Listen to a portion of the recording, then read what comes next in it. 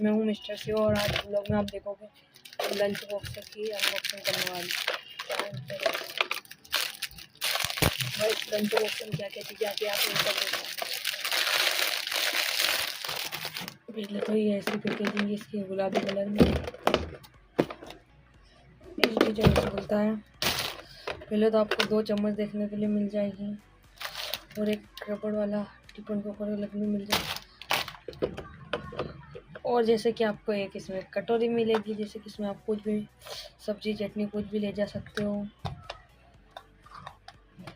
इसे भी रखते हैं साइड में। और आप देख सकते हो इसमें आता है डबल, ये आप सबने देख लिया होगा जैसे क्या लंच बॉक्स है। और अगले पार्ट में हम इसकी अनबॉक्सिंग करने वाले हैं।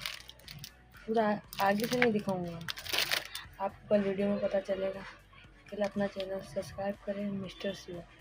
Hello guys, bye bye, Bharat माता की जय।